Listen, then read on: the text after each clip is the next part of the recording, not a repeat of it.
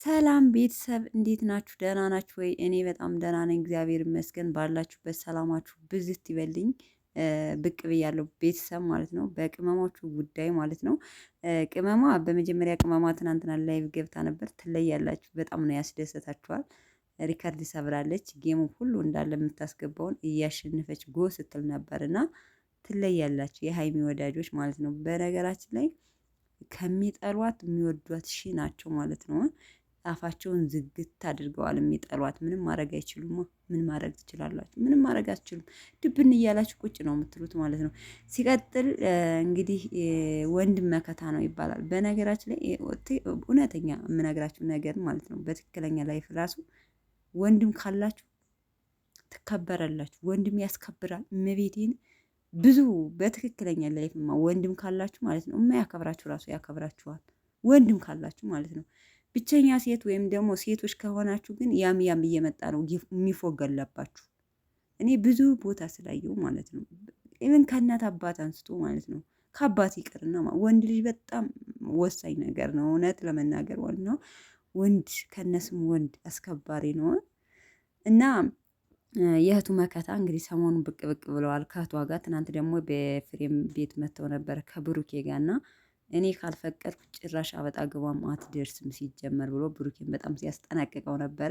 እሷ ፈቃደኛ ከሆነች እሷን ፈቃደኛ ትሆን እንጂ እሱ ደግሞ እኔ ልታግደኝ አትችልም።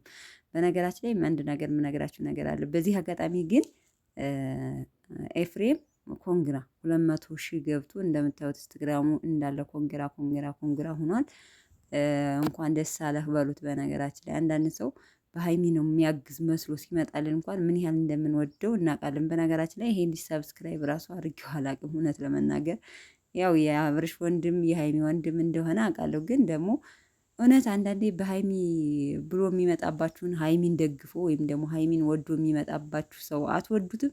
በሰው የተነሳ እናንተም ያንን ሰው ትወዱታላችሁ እና መጥፎ ሲጫወት ያንን ሰው ትጠሉታላችሁ። ጥሩ ካራክተር ሲሰጠው ሲጫወት ደግሞ ትክክለኛ ካራክተር ሲጫወት ያንን ሰው ሰፍ ብላችሁ ነው የምትወዱት፣ ከድራማ ይቢን ሳይቀር ማለት ነው። እና በዚህ አጋጣሚ ኮንግራ ብያለሁ እውነት ለመናገር ማለት ነው።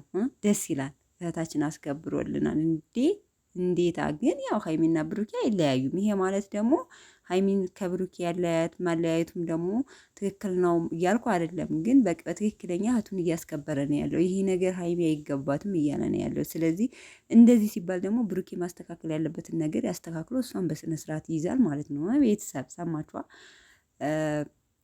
ምን ልላችሁ ነው? በጥቅሉ ግን ያው ብሩኬና ሀይሚ አይለያዩም።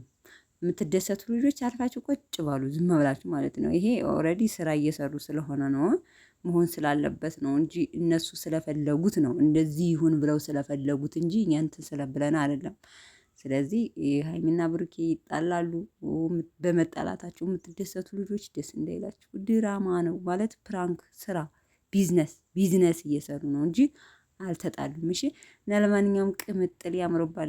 ላይ ፏ ብትን ስትልን ነበር በቤቷ። ለምንድን ነው ግን ጥያቄ ነኝ። ሀይሚ ብዙ ጊዜ ላይቭ አትገባም ማለት ጊፍተር አላት እንደምታዩት፣ ይሰጣታል፣ አንበሳ ይወርድላታል። ላይቭ ላይ ገብታ የምትለምን ልጅ አይደለች። ማየታችሁ እንደው በወር ከወራት ስንት አንዴ ነው የምትገባው። እና ግቢ ቅመሟ ላይቭ ላይ በተቻለች መጠን